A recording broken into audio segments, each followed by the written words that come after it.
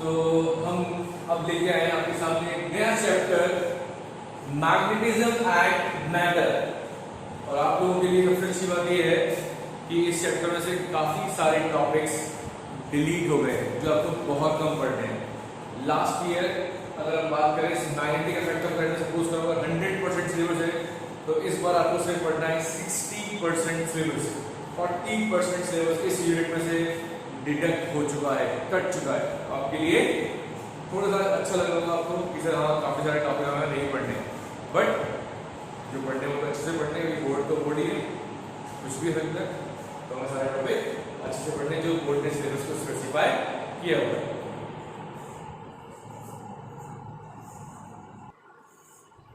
चलिए टॉपिक की शुरुआत करते हैं जिसका नाम है current loop as a magnetic dipole and its magnetic dipole movement.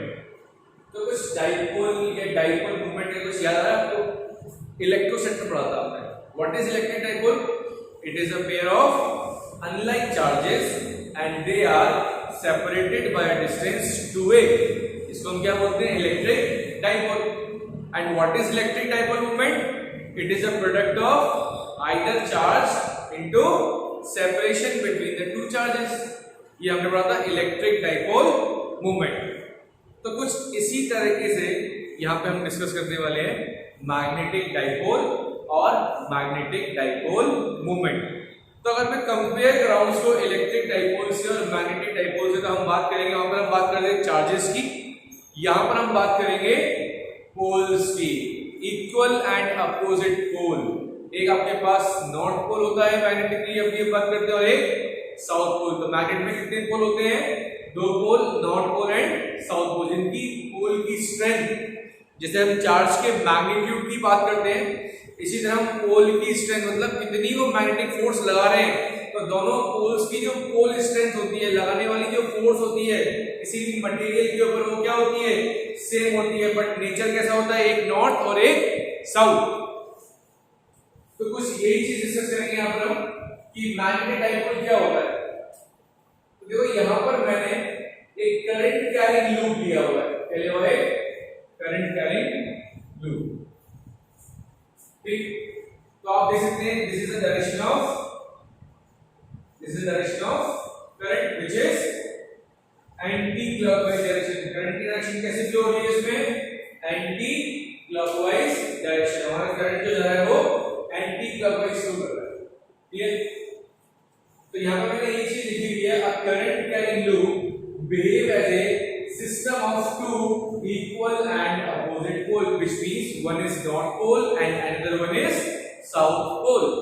ठीक, तो current carrying loop behave as a magnetic dipole, इसी तरह बिहेव करता है, मैग्नेटिक डाइपोल की तरह बिहेव करता है। तो मैंने आपको एक रूल बताया था, जिसको बोला था clock face rule.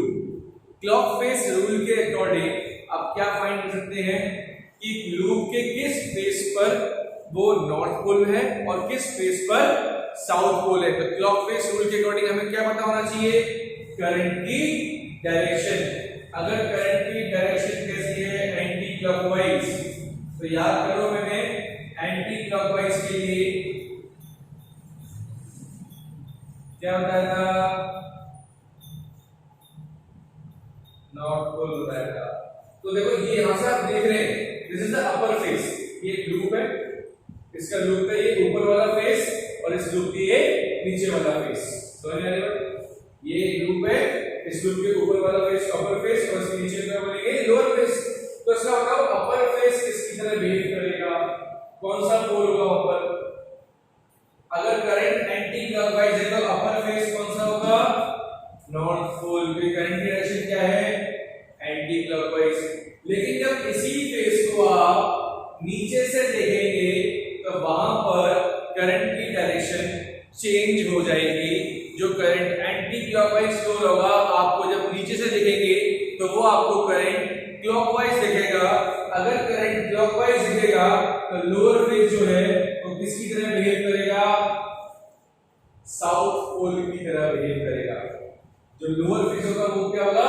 South pole. अगर और सिंपल वे में याद करना है तो एक फेस का आप पोल आइडेंटिफाई करके उसके अपोजिट फेस का जो पोल होगा वो उसके अपोजिट होगा। अगर नॉर्थ पोल आपने अपर फेस बोल दिया तो ऑब्वियस सी बात है कि लोअर फेस होगा वो क्या होगा, साउथ पोल। क्लियर, सिंपल है। अदरवाइज आपके पास लॉ फेस रूल है ही फाइंड करने के लिए, तो एक बार आपने चेक कर लिया कि अपर फेस अगर नॉर्थ पोल है, अगर अपर फेस साउथ पोल होता तो लोअर फेस क्या होता, नॉर्थ पोल होता। सिंपल।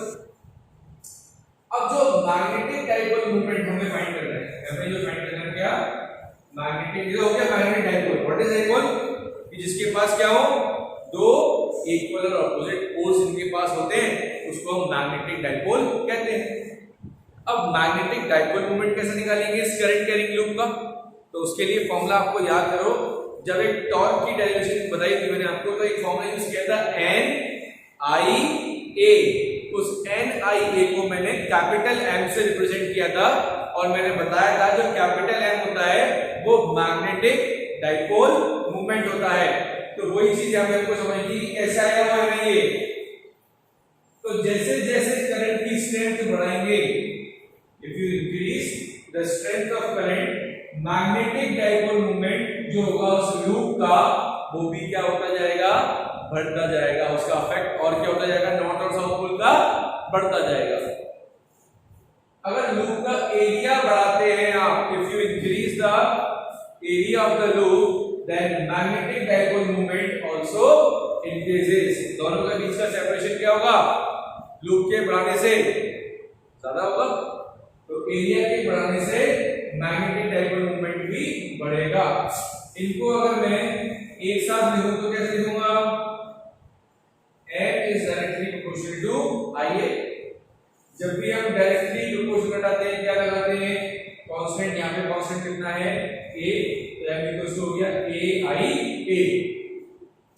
और K की वैल्यू जब हम फाइंड करते हैं कितनी आती है, 1, तो हमारे पास फॉर्मूला आ गया I into A। अगर सपोज करो ऐसी काफी सारे टर्म्स हो, 1 2 3 4, तब अगर मेरे को मैग्नेटिक डाइपोल मूवमेंट फाइंड करना हो तो क्या करेंगे,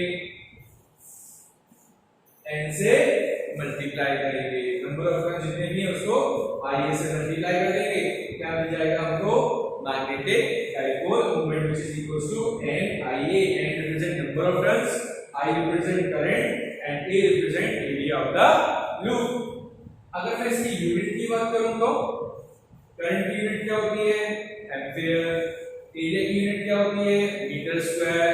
तो आपके पास जो ऐसा यूनिट आएगी मैग्नेटिक डाइपोल मूवमेंट की कितनी आएगी, एम्पीयर मीटर स्क्वायर। अगर एग्जाम में आता है define 1 ampere metre square, 1 ampere metre square को डिफाइन करो, तो 1 ampere metre square is the magnetic movement of 1 turn. तो ये हमें 1 metre ampere metre square define करना है, तो हमें कितना टर्न लेना है, 1 टर्न। सिर्फ एक टर्न की बात करेंगे हम, 1 टर्न लूप ऑफ एरिया, कितना एरिया होना चाहिए, यूनिट एरिया, इसको आप बोल सकते हैं 1 स्क्वायर मीटर, या तो मीटर स्क्वायर, या फिर क्या बोलते हैं 1 square metre carrying current of 1 ampere. कितना करंट फ्लो होना चाहिए, 1 एम्पीयर का करंट फ्लो होना चाहिए, यूनिट एरिया होना चाहिए, एक टर्न होना चाहिए। तो उस टाइम जो इसकी यूनिट होगी वो किसके इक्वल होगी, 1 एम्पीयर मीटर स्क्वायर। समझ में आ रही बात। अगर करंट की डायरेक्शन यानी क्लॉकवाइज होती तो बताइए अपर फेस क्या होता, अपर फेस क्या होता, साउथ पोल, लोअर फेस क्या होगा, नॉर्थ पोल। समझ में आई बात। तो ये होता है करंट लूप जो होता है हमारा एक मैग्नेटिक डाइपोल की तरह बिहेव करता है। और अगर उस करंट लूप का आपको मैग्नेटिक डाइपोल मूवमेंट फाइंड करना है तो आप इस फॉर्मूले से NIA, इस फॉर्मूले से आप मैग्नेटिक डाइपोल मूवमेंट फाइंड कर सकते हैं। और उसकी जब आंसर आएगा या जब कोई न्यूमेरिकल आता है तो उसकी यूनिट क्या लिखेंगे आप, एम्पीयर मीटर स्क्वायर। अब ये एक वेक्टर क्वांटिटी होती है, magnetic dipole movement is a vector quantity. अगर कोई चीज वेक्टर क्वांटिटी है तो उसमें डायरेक्शन होगी, डायरेक्शन यहाँ पे किससे रिप्रेजेंट की हुई है, n cap is used to represent the direction. So n cap is a unit vector perpendicular to the plane of the loop. Loop के परपेंडिकुलर, ये लूप है तो इस लूप का परपेंडिकुलर ये होगा, तो this is the direction. n cap is a unit vector perpendicular to the plane of the loop. और और उस डायरेक्शन को आप राइट हैंड स्क्रू रूल से फाइंड कर सकते हैं। स्क्रू रूल क्या कहता है, अगर करंट एंटी क्लॉकवाइज है तो बताओ एंटी क्लॉकवाइज स्क्रू क्या होता है, बाहर निकलता है, तो उस परपेंडिकुलर डायरेक्शन किधर होगी, बाहर की तरफ। देखो फिंगर्स देखो जरा, इससे भी देख लो आप राइट हैंड रूल से भी फिंगर्स कैसी जा रही है एंटी क्लॉकवाइज और करंट भी कैसे जा रहा है एंटी क्लॉकवाइज, तो थंब क्या जाएगा हमको इस एंड कैप की डायरेक्शन।